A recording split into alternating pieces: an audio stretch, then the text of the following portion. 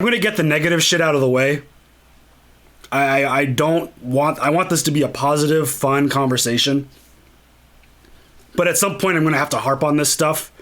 So I want to get it just out first, talk about it, and just move on to the fun and exciting and geek-tastic stuff that we have going on. The biggest thing that I'm seeing, like even still today, with as great as The Mandalorian Season 2 was, the negativity is still, I don't think the negativity is ever going to go away. But I've said this before, I feel like it's bringing the fan base back together. The divide that was created because of the sequel trilogy is there. I don't think that's going to go away for a while. But I feel like things have kind of started mending. Fans have kind of started coming back together. And obviously negativity is still going to be around. It's going to be there. And look, Luke Skywalker is my all-time favorite character. In anything. Shows, movies, sport, like whatever. Like, this dude is my favorite character in the history of content. But can we please stop talking about the sequel trilogy being removed from canon? Can we please? Look, I didn't like a lot with the sequel trilogy either.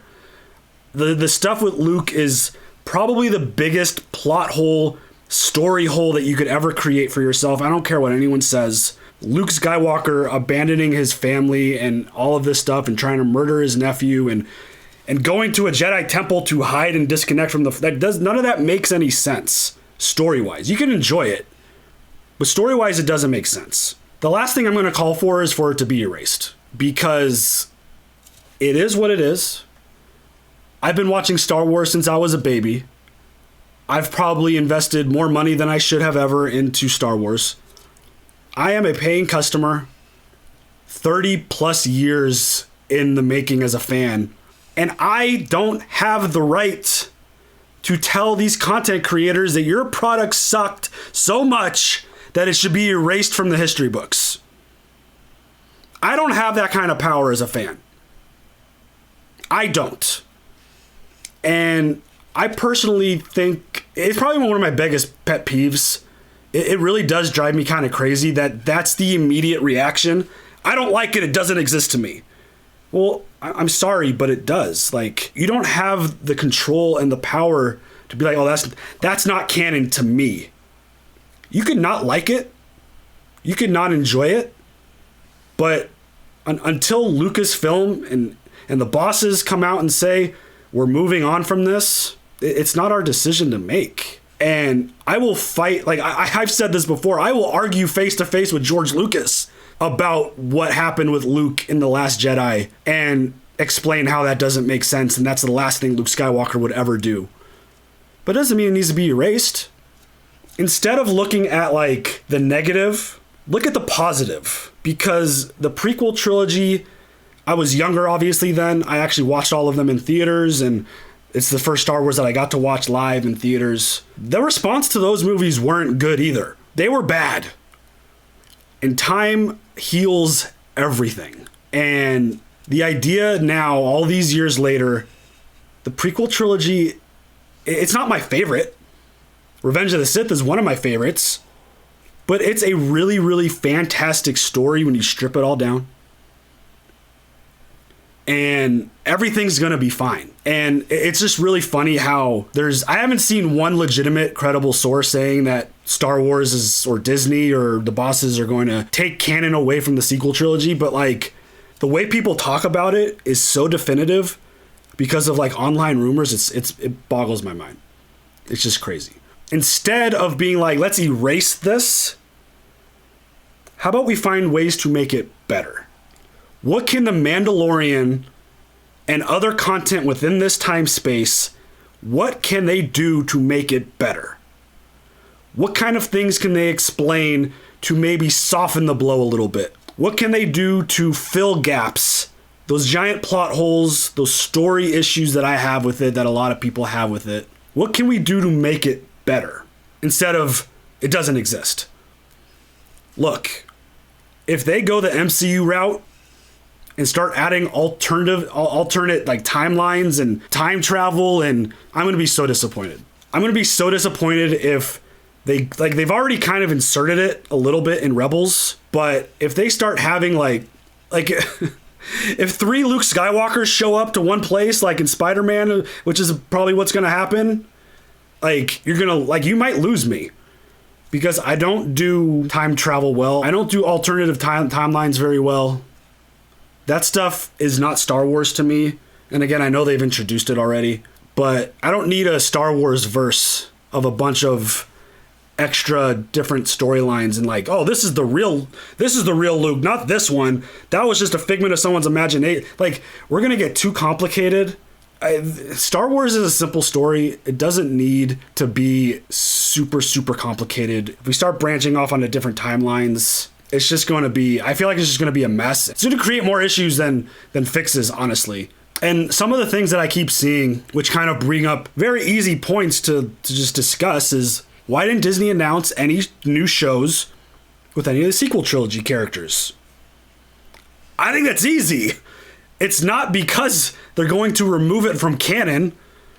It's because it's a smart business decision. Why announce a Poe Dameron spin-off show when you could announce a Boba Fett show? The iron is really hot right now with The Mandalorian in that timeline. You strike when it's hot. You don't jump into a bunch of other content that you know created a divide with the fan base. You don't announce your Rey trilogy for like 5 to 10 years from now. If that's what you're going to do with episode 10, 11, and 12, you don't announce that for a while. You don't bring in characters like, now, unless you're going to do a Finn spinoff, I think that would have been maybe the exception here. But you don't abandon what is absolutely on fire right now, which is The Mandalorian, Ahsoka Tano, Boba Fett, all of that stuff that is like just trending all over the internet right now. You don't abandon that stuff and focus on something that brought divide within the fan base. Tons of people like the sequel trilogy. I enjoy it very much from start to finish.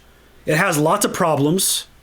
It has tons of issues. The middle movie is bottom 3 on my list, I think. I think I put it bottom 3 of all Star Wars movies. But why wouldn't you take advantage of something right now? That's the answer, is that it's a smart business move. Grogu, Din, Mandalorian, Ahsoka Tano, Bo-Katan, Boba Fett, all that stuff is so hot right now. Now you take advantage of it. That is what the decision made. Like, I obviously haven't heard that from anywhere. That's not a official thing or anything. But I'm just putting my business cap on and being like, I've seen that question a lot. I've seen that statement brought up a lot. And I think it's a no-brainer that you don't invite the controversy right now. There's no need to bring it in. The sequel trilogy is what it is. It's going to rest. You let that baby just sit in the corner for a minute. Nobody puts a baby in the corner. But you let the sequel trilogy kind of just sit in the corner. Let people kind of forget about it like we did with the prequel trilogy. Maybe people will come around on it, start appreciating it a little more. Maybe won't have as many big issues with it as better content comes out and gaps get filled. I'm still 100% confident that Moff Gideon was working on something Palpatine related, Snoke related. I'm still on that train. I still believe that is going to be such an easy way to bridge that gap and make that story make sense. And they're going to do it better than the sequel trilogy did. They're going to do it better. I think that kind of answers that. And then the other thing was specifically what Luke said. You know, training. Training doesn't matter without, or power doesn't matter without training. And everyone immediately jumped down. Oh, he's throwing shade at Rey. He's throwing shade at Rey.